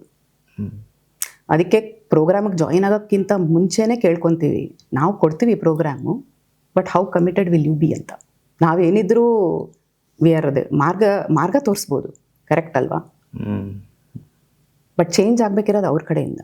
ಒಬ್ಬ ಸೈಕಾಲಜಿಸ್ಟ್ ನೆಲೆಯಿಂದ ನೋಡೋದಾದರೆ ಅಲ್ಲಿ ರೆಗ್ಯುಲರ್ ಕೌನ್ಸಿಲಿಂಗ್ ಇರ್ಬೋದು, ಅವ್ರನ್ನ ಅರ್ಥ ಮಾಡಿಕೊಂಡು ಅದಕ್ಕೆ ಅವರು ಹೇಗೆ ಮನಸ್ಸನ್ನು ಹೇಗೆ ವ್ಯತ್ಯಾಸಗಳನ್ನು ಮಾಡ್ಕೋಬಹುದು ಅಂತ ವರ್ಕ್ ಮಾಡೋದಿರ್ಬೋದು, ತುಂಬಾ ಸಿಮಿಲರ್ ಅಂತ ಅನಿಸುತ್ತೆ. ಹಾಗೆ ಸೈಕಿಯಾಟ್ರಿಸ್ಟ್ ನೋಡಿದ್ರೆ ಅವರು ಅದಕ್ಕೆ ಮೆಡಿಕಲ್ ಅಸಿಸ್ಟೆನ್ಸನ್ನು ಕೊಟ್ಕೊಂಡು ಅವರು ಹೇಗೆ ಕೌನ್ಸಿಲಿಂಗಿನ ಅಸಿಸ್ಟೆಂಟ್ನ ಇದು ಮಾಡ್ಕೊಂಡು ನೋಡ್ಬೋದು. ಸೊ ಇದನ್ನೆಲ್ಲ ನೋಡಿದಾಗ ಅಲ್ಲೇನಾಗುತ್ತೆ, ಯೂಶ್ವಲಿ ಸೈಕಾಲಜಿಸ್ಟ್ಗಳನ್ನೇ ಜಾಸ್ತಿ ಇದು ಮಾಡೋದಿರುತ್ತೆ. ಸೊ ನಿಮಗೆ ಆ ಥರದ ಯಾವುದಾದ್ರೂ ಇದು ಸಿಗತ್ತಾ? ಅಂದರೆ ನಿಮ್ಮ ಕಡೆಗೆ ಆ ಥರದ ರೆಫರೆನ್ಸ್ಗಳು ಬರೋದಿರುತ್ತಾ, ಅಥವಾ ಇಸ್ ದಿಸ್ ಯೂಶ್ವಲಿ ಅಂದರೆ ಅವರೇನೇ ಹುಡ್ಕೊಂಡು ಬರೋದು, ವರ್ಡ್ ಆಫ್ ಮೌತ್ ಇರ್ಬೋದು, ಅಥವಾ ಆ ಥರದ್ದು ಏನಾದರೂ ಇರುತ್ತೆ? ಅಂದರೆ ಏನಾದರೂ ಸೈಕಿಯಾಟ್ರಿ ರಿಲೇಟೆಡ್ ಹ್ಯಾಂಡಲ್ ಮಾಡಲ್ಲ. Most of it that we handle as RTT therapist and in my program is ಈ ಥರ issues, anxiety, stress, light depression ಮತ್ತು ಮೈಂಡ್ಸೆಟ್ ಇಶ್ಯೂಸು, ಈ ಥರದ್ದೆಲ್ಲ ಹ್ಯಾಂಡಲ್ ಆಗುತ್ತೆ. ಅಂದರೆ ಅಷ್ಟು ಡೀಪ್ ಆಗಿರೋ ಇದನ್ನು ಟಚ್ ಮಾಡೋಕ್ಕೆ ಇಲ್ಲ, we don't do all that. And even people who are epileptic, ಇಲ್ಲ, we are not doctors, we are not psychiatrists, we are therapists. ಅಲ್ಲ, ಸೈಕಿಯಾಟ್ರಿಸ್ಟ್ ಇಂದ ಸಜೆಸ್ಟ್ ಆಗಿ ಬರೋದಿರತ್ತಾ ಅಂತ? ಇಲ್ಲ ಆ ಥರದ್ದೇನಿರಲ್ಲ. ಸೊ ಇದು ಹುಡ್ಕೊಂಡೇ ಬರ್ತಾರೆ ಮೇಯ್ನಾಗೆ. ಸೊ ಆಂಗ್ಸೈಟಿ ಇರ್ಬೋದು, ಸ್ಟ್ರೆಸ್ ಇರ್ಬೋದು, ಲೈಟ್ ಡಿಪ್ರೆಷನ್ ಇರ್ಬೋದು, ಇಲ್ದಿದ್ರೆ ಈವನ್ ಮೈಂಡ್ಸೆಟ್ ಇಶ್ಯೂಸ್ ಇರ್ಬೋದು. ಸೊ ಹಂಗೆ ಹುಡ್ಕೊಂಡೇ ಬರ್ತಾರೆ. ಬಟ್ ನೋ ರಿಸ್ಕ್ಸ್ ಇನ್ವಾಲ್ವ್ಡ್ ಇಲ್ಲಿ? There is no risk because the client already has a complete understanding. ಮುಂಚಿತವಾಗಿ ಎಲ್ಲ ತಿಳಿಸಿ ಮತ್ತೆ ಬಂದರೆ ಏನು ಯಾವ ಥರದ್ದು ಕಾಂಪ್ಲಿಕೇಶನ್ಸ್? ಇದುವರೆಗೂ ನನಗೆ ಆ ಥರ ಬಂದಿಲ್ಲ. ಅದು ಸೇಫ್ ಎಸ್ಕೇಪಾ? ಸೇಫ್ ಎಸ್ಕೇಪ್ ಅಂತ ಅಲ್ಲ, ಮತ್ತೆ ಇಟ್ ಇಸ್ ಅ ಫ್ಯಾಕ್ಟ್ ಅಷ್ಟೇ. ಸೇಫ್ ಎಸ್ಕೇಪ್ ಅಂತ ಅಲ್ಲ, ಇದುವರೆಗೂ ಆ ಥರ ಆಗಿಲ್ಲ. ಹಂಗೇನಾದರೂ ಓವರ್ ಆಲ್ ಈಗ ಇಂಟರ್ನ್ಯಾಷನಲ್ ಇದರಲ್ಲೇ ನೋಡೋದಾದ್ರೆ ಹೇಗೆ, ಅಂದರೆ ವಾಟ್ಸ್ ಸಕ್ಸಸ್ ರೇಟ್ ನಿಮ್ಮ ಪ್ರಕಾರ? 98% ಸಕ್ಸಸ್ ಇದೆ. 2% it was because earlier I was also a little lenient. Okay, even if you don't follow the program it's okay ಅಂತ. But people who don't follow is that 2% failure. Okay, ಆಗತ್ತದು. So that's why I normally ಇವಾಗ insist ಮಾಡೋಕ್ಕೆ ಶುರು ಮಾಡಿದ್ದೀನಿ. ನಾನು ನನ್ನ 100% ಕೊಡ್ತೀನಿ, time ಕೊಡ್ತೀನಿ, ಫುಲ್ಲು ಸಪೋರ್ಟು ಕೊಡ್ತೀನಿ, ಪೋಸ್ಟ್ ಸೆಷನ್ ಸಪೋರ್ಟ್ ಎಲ್ಲ ಇರುತ್ತೆ. ಬಟ್ ನೀವು ಅಷ್ಟೇ 100% ವಾಪಸ್ ಕೊಡಬೇಕು ನನಗೆ. ಸೊ ಕೆಲವೊಂದು ಆ್ಯಕ್ಟಿವಿಟೀಸು ಹೇಳಿರ್ಬೋದು, ಸ್ಟಾರ್ಟ್ ಟೇಕಿಂಗ್ ಸ್ಮಾಲ್ ಚಾಲೆಂಜಸ್ ಅನ್ನೋದು, ಆ ಥರದ್ದು ಒಂದು ಹೇಳಿರ್ಬೋದು. ಇಲ್ಲದ್ರೆ ಅವ್ರಿಗೇನಿದೆಯೋ ಅದ್ರ ಪ್ರಕಾರ ನೋಡಿಕೊಂಡು ಸ್ಮಾಲ್ ಥಿಂಗ್ಸ್ ಆ್ಯಕ್ಟಿವಿಟೀಸ್ ಕೊಟ್ಟಿರ್ಬೋದು ಮಾಡಿ ಅಂತ. ಸೊ ಈಗ ಕೆಲವರಿಗೆ ಎಷ್ಟೇ ಇದ್ರೂ ಕಂಟೆಂಟ್ಮೆಂಟೇ ಇರಲ್ಲ. ಸೊ ಅದು ಗ್ರ್ಯಾಟಿಟ್ಯೂಡ್ ಅನ್ನೋದನ್ನು ಬೆಳೆಸ್ಕೋಬೇಕು ಅಂತಂದರೆ ಒಂದು ಕಡೆ ಹೋಗಿ ಯಾರಿಗೆ ಕೊರತೆ ಇದೆಯೋ ಅವ್ರನ್ನ ಹೆಲ್ಪ್ ಮಾಡಿ ಅಂತಲೂ ಒಂದು ಆ್ಯಕ್ಟಿವಿಟಿ ಕೊಟ್ಟಿರ್ಬೋದು. ಸೊ ಇವಾಗ ಅವ್ರು ಅದನ್ನು ಮಾಡ್ದೇ ಇದ್ದರೆ ಅವ್ರಿಗೆ ಅದ್ರ ಕಷ್ಟ ಏನು ಅಂತಲೂ ಗೊತ್ತಾಗಲ್ಲ ಅಲ್ಲ. ಸೊ ಸ್ಮಾಲ್ ಆ್ಯಕ್ಟಿವಿಟೀಸ್ ಇದ್ರೂ ಹೇಳಿರ್ತೀವಿ ಮಾಡಿ ಅಂದ್ಬಿಟ್ಟು. ಸೊ ಅಂಥದ್ದೆಲ್ಲ ಫಾಲೋ ಮಾಡಬೇಕು ಅವರು. ಇಮೋಷನ್ ಮೇಲೇ ನೀವು ಜಾಸ್ತಿ ಕೆಲಸ ಮಾಡೋದು ಅನ್ನೋದನ್ನು ನಾವು ಮಾತಾಡಿದ್ವಿ. ಸೊ ಒಬ್ಬ ಮನುಷ್ಯನಲ್ಲಿ ನಿಮ್ಮ ಪಾಯಿಂಟ್ ಆಫ್ ವ್ಯೂನಲ್ಲಿ ಇಮೋಷನ್ಸ್ ಎಷ್ಟು ಮುಖ್ಯ, ಮತ್ತು ಆ ಇಮೋಷನ್ಸನ್ನು ನಾವು ಕಂಟ್ರೋಲಲ್ಲಿ ಇಡೋದು ಎಷ್ಟು ಮುಖ್ಯ? ನಾನು ಮತ್ತೆ ಬೇಸಿಕ್ ಪ್ರಶ್ನೆಗೆ ಬಂದೆ. ಕಂಟ್ರೋಲ್ ಡೆಫಿನೆಟ್ ಆಗಿರಬೇಕು. ಎಮೋಷನ್ಸ್ ಅಂದರೆ ಏನಾದರೂ ಇರ್ಬೋದು. It may be anger, it may be jealousy, it may be comparisons, it may be anything. ಈಗ ಒಂದು ಉದಾಹರಣೆಗೆ ಹೇಳಬೇಕು ಅಂದರೆ ಸೋಷಿಯಲ್ ಮೀಡಿಯಾನಲ್ಲೇ ಎಲ್ಲರೂ ನೋಡ್ಕೊಂಡು ಕಂಪ್ಯಾರಿಸನ್ಸ್, ಅಲ್ಲಿ ಇನ್ಸೆಕ್ಯೂರಿಟೀಸ್ ಎಲ್ಲನೂ ಶುರುವಾಗುತ್ತೆ. ಸೊ ಫಸ್ಟ್ ಆಫ್ ಆಲ್ ನಾವು ಹೆಂಗಿರಬೇಕು ಅಂತ ಐಡೆಂಟಿಫೈ ಮಾಡ್ಕೋಬೇಕು, ನಮ್ಮ ಫ್ರೇಮ್ ಹೆಂಗಿರಬೇಕು ಅಂತ ಐಡೆಂಟಿಫೈ ಮಾಡ್ಕೋಬೇಕು. ಇದೆಲ್ಲದಕ್ಕೂ ಬೇಕಿರೋದು ಮುಖ್ಯವಾಗಿ ಥಿಂಕಿಂಗ್ ಟೈಮ್ ಅಂತ. ನಮಗೆ ನಾವು ಥಿಂಕಿಂಗ್ ಟೈಮ್ ಅಂತ ಕೊಟ್ಕೊಂಡ್ರೆ ನಾವು ಹೆಂಗಿರಬೇಕು ಅಂತ ನಾವು ಐಡೆಂಟಿಫೈ ಮಾಡ್ಕೋಬೋದು. ಅದು ಮಿಸ್ ಆಗ್ತಿದೆ. ಯಾಕಂದರೆ ಟು ಮೆನಿ ಡಿಸ್ಟ್ರಾಕ್ಷನ್ಸ್. ಆಮೇಲೆಲ್ಲ ಮೋಸ್ಟ್ ಆಫ್ ದ ಟೈಮ್ ಬೇರೆಯವ್ರು ಏನು ಮಾಡ್ತಿದ್ದಾರೆ ಅದ್ರ ಮೇಲೆ ಹೊಟ್ಟೋಗೋದು, ಇಲ್ಲದಿದ್ರೆ ಸೆಲ್ಫ್ ಐಡೆಂಟಿಫಿಕೇಶನ್ ಇಲ್ಲದೆ ಇರೋದು, ಆ ಥರ ಇಂದನೂ ಆಗ್ಬೋದು. ಕಾರಣ ಇಟ್ಸ್ ಜಸ್ಟ್ ದೇರ್. ಅದೇ ಹೇಳ್ದೆ ಅಲ್ವಾ, ಅವ್ರ ಬೆಳವಣಿಗೆ, ಅವ್ರು ಹೆಂಗೆ ಬೆಳ್ಕೊಂಡು ಹೋಗಿರ್ತಾರೋ ಅದ್ರ ಮೇಲೆ. Comes back to the same question, ಹೌದು, how to correct it. So the same way they have to start identifying what is wrong in them. ಎಷ್ಟೋ ಸತಿ they will be in denial. ನನ್ನ ಹತ್ರ ಈ ಕೊರತೆ ಇದೆ ಅನ್ನೋದನ್ನೇ ಡಿನಯಲಲ್ಲಿ ಇರ್ತಾರೆ. First of all they have to acknowledge it. ಹೌದು, ನನಗೆ ಈ ಕೊರತೆ ಇದೆ ಅಂತ. ಪಾಪ ಅವ್ರಿಗೆ ಗೊತ್ತೇ ಇರಲ್ವಲ್ಲ, ಅವ್ರು ಬೆಳೆದಿರೋದೇ ಹಂಗೆ ಅಲ್ವಾ. ಸೊ ಅವಾಗ ಏನು ಮಾಡೋಕ್ಕಾಗುತ್ತೆ? ಗೊತ್ತೇ ಇಲ್ಲ ಅಂತಂದ್ರೆ ಬರೋದೇ ಇಲ್ಲ ಅವ್ರು ನಮ್ಮ ಹತ್ರ. ಅಲ್ಲ, ನಿಮ್ಮ ಹತ್ರ ಬರದೇ ಇದ್ರೆ ಪರವಾಗಿಲ್ಲ ಬಿಡಿ, ಎಲ್ಲರೂ ನಿಮ್ಮ ಹತ್ರ ಬರಬೇಕು ಅಂತಾನೂ ಇಲ್ಲ. I am saying in general. ಗೊತ್ತೇ ಇರಲ್ಲ ಅಂತಂದ್ರೆ ಅದಕ್ಕೂ ಒಂದು ಟೈಮ್ ಅಲ್ವಾ. ಎಲ್ಲರೂ ಆ ಟೈಮ್ಗೆ ತುಂಬಾ ಕಠಿಣವಾಗಿ ಕಾಯ್ಬೇಕಾ ಜನ? ಹೌದು, ಕಠಿಣವಾಗಿರೋ ಅಂತ ವಿಷಯಗಳು ಬಂದಾಗ್ಲೇ ಅವ್ರ ಲೈಫಲ್ಲಿ ಅವರು ಸ್ಟಾರ್ಟ್ ಆಗೋದು ಚೇಂಜ್ ಆಗಕ್ಕೆ. ಹಂಗಿದ್ರೆ ಗುಂಡಿಗೆ ಬೀಳ್ದೇನೆ ಮೇಲೆ ಹೊರಗೆ ಬರೋಕ್ಕಾಗಲ್ಲ ಅಂತೀರ? ಎಷ್ಟೋ ಜನದ ಹಂಗೇನೆ. ಕೆಲವರಿಗೆ ತಿಳುವಳಿಕೆ ಇರೋರು they can bounce back fast. ಇಲ್ದೇನೆ ಇರೋರು ಕಷ್ಟವಾಗಿ ಕಲಿತಾರೆ. ಅದೇ ರೂಲ್ ಆಫ್ ನೇಚರ್ ಆಲ್ಸೋ ಅಲ್ವಾ. ನಮಗೂ ತುಂಬಾ ಚಾಲೆಂಜಿಂಗ್ ಸಿಚುವೇಶನ್ಸ್ ಇದ್ದಾಗ್ಲೇನೆ ನಾವು ಅದರಿಂದ ಬೆಳೆಯೋದು. ಬಟ್ ವ್ಯಾಕ್ಸಿನೇಷನ್ ಇಲ್ವಾ ಹಾಗಿದ್ರೆ ಈ ಥರದ್ದು? ಅದಕ್ಕೆ ಅವೇರ್ನೆಸ್ ತಂದ್ಕೋಬೇಕು. So it's important to introspect every day. ಇದು ಎಲ್ಲಿ ನಡಿಬೇಕು, ಹೇಗೆ ನಡಿಬೇಕು, ಏನು ಮಾಡಬೇಕು? ಒಂದು ಅರ್ಧ ಗಂಟೆ ಅವ್ರಿಗೆ ಅಂತ ಟೈಮ್ ಇಟ್ಕೋಬೇಕು. Towards the end of the ಡೇನೋ ಅಂದರೆ ಬಿಗಿನಿಂಗ್ ಆಫ್ ದ ಡೇನೋ. ಬೇಗ ಇದ್ದರೆ ಬಿಗಿನಿಂಗ್ ಆಫ್ ದ ಡೇ ಇಟ್ಕೋಬೇಕು. How should I be, what are my activities, who am I, where do I need to correct, how was my day today, ಇವತ್ತು ಬೆಳಗ್ಗೆ ಎಲ್ಲ ಹೆಂಗೆ ನಡೀತು, ಏನು ಮಿಸ್ಟೇಕ್ಸ್ ಮಾಡಿದೆ, ಇದರಿಂದ ನಾನೇನು ಕಲಿಬೇಕು, ಇದನ್ನು ನಾನು ನೆಕ್ಸ್ಟ್ ಹೆಂಗೆ ಡೀಲ್ ಮಾಡ್ಕೋಬೇಕು. ಇಂಥ ಒಂದು ಸಿಂಪಲ್ ಪ್ರಾಕ್ಟೀಸಸ್, ರಿಫ್ಲೆಕ್ಟಿವ್ ಪ್ರಾಕ್ಟೀಸ್ ಅಂತ ಹೇಳ್ತೀವಿ. ಇದನ್ನ ಇಟ್ಕೊಂಡ್ರೂ ಎಷ್ಟೋ ಹೆಲ್ಪ್ ಆಗುತ್ತೆ. They will not require help. ನಮ್ಮ ಹತ್ರ ಬರಬೇಕು ಅಂತಲೇ ಇಲ್ಲ. ಈ ಒಂದು ಸಿಂಪಲ್ ಪ್ರಾಕ್ಟೀಸ್ ಮಾಡ್ಕೊಂಡ್ರೂ ಸಾಕು. ಇನ್ನೇನಾದರೂ ನಮ್ಮ ನೋಡುಗರಿಗೆ ಹೇಳಬೇಕು ಅಂತಂದರೆ? ಒಂದು ನಾನು ಹೇಳೋಕ್ಕೆ ಇಷ್ಟಪಡೋದೇನು ಅಂತಂದರೆ, ನಿಮ್ಮ ಹ್ಯಾಪಿನೆಸ್ನ ಅಂದರೆ ಸಂತೋಷನ ಯಾವುದೋ ಒಂದು ಡೋಂಟ್ ಅಟ್ಯಾಚ್ ಇಟ್. ನಾನು ಇದು ಮಾಡಿದ್ರೇ ನಾನು ಖುಷಿಯಾಗಿರೋದು, ನಾನು ಅದನ್ನು ಸಾಧಿಸಿದ್ರೇ ನಾನು ಖುಷಿಯಾಗಿರೋದು ಅಂತ ಮಾಡೋಕ್ಕೆ ಹೋಗಬೇಡಿ. ಬಿ ಹ್ಯಾಪಿ ಎವ್ರಿ ಡೇ ಅಂತ ನಾನು ಒಂದು ಹೇಳ್ತೀನಿ. ಯಾಕಂದರೆ ಎಷ್ಟೋ ಇದೆ, ಎದ್ದಿದ ತಕ್ಷಣ first of all we have to be happy that we are alive. ನಾವು ಬದುಕಿದ್ದೀವಿ ಅನ್ನೋದಕ್ಕೂ ಒಂದು ಖುಷಿಯಲ್ಲೇ ಎದ್ದು ಖುಷಿಯಾಗೆ ಜೀವನನ ಸಾಧಿಸಿ ಅಂತ ನಾನು ಹೇಳ್ತೀನಿ. ಇದೊಂದು ನನ್ನ ಇದು. Please do not attach your happiness.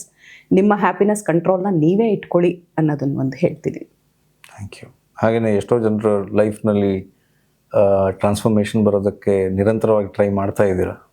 ಇನ್ನಷ್ಟು ಸಕ್ಸಸ್ ಸಿಗಲಿ. 98% ಅಂತ ಏನು ಹೇಳಿದ್ರಿ, it's not a small thing. 100% ಅಂತ ನಾವು ನಿರೀಕ್ಷೆ ಮಾಡೋದು ಎಲ್ಲದರಲ್ಲೂ ಕೂಡ ಸಾಧ್ಯ ಆಗಲ್ಲ.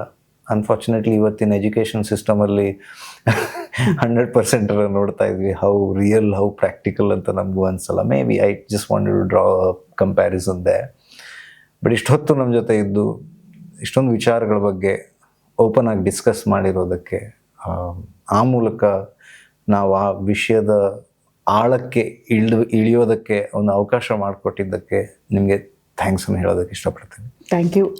ನಿಮ್ಮ ಪ್ಲ್ಯಾಟ್ಫಾರ್ಮ್ನಲ್ಲಿ ನನಗೊಂದು ಸ್ಥಳ ಕೊಟ್ಟು ನನ್ನ ವ್ಯೂಸ್ನ ಶೇರ್ ಮಾಡ್ಕೊಳ್ಳೋಕ್ಕೆ ಒಂದು ಅವಕಾಶ ಕೊಟ್ರಿ.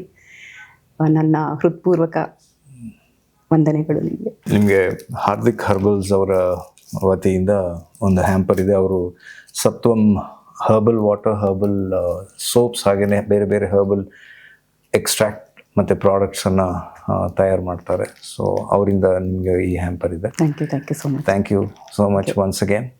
Thank you. ಇದು ಇವತ್ತಿನ dive deep with Badakila Pradeep. ನಿಮ್ಮ ಮನಸ್ಸಿಗೆ ಇದು ನಾಟಿದೆ ಹಾಗೂ ನಿಮ್ಮಲ್ಲಿ ಅದೇನೋ ಬದಲಾವಣೆಯ ಅವಕಾಶವನ್ನು ಕೊಟ್ಟಿದೆ ಅಂತ ನಾನು ಅಂದ್ಕೊಳ್ತಾ ಈ ಸಂಚಿಕೆಯನ್ನು ಇಲ್ಲಿಗೆ ಮುಗಿಸ್ತಾ ಇದ್ದೀನಿ. ಮುಂದಿನ ಸಂಚಿಕೆಯಲ್ಲಿ ಇನ್ನೊಬ್ಬ ವ್ಯಕ್ತಿ ಹಾಗೂ ವ್ಯಕ್ತಿತ್ವದ ಜೊತೆಗೆ let's dive deep into conversation ಅಂತ ಹೇಳ್ತಾ ಈ ಕಾರ್ಯಕ್ರಮನ ಇಲ್ಲಿಗೆ ಮುಗಿಸ್ತಿದ್ದೀನಿ. ನಮಸ್ಕಾರ.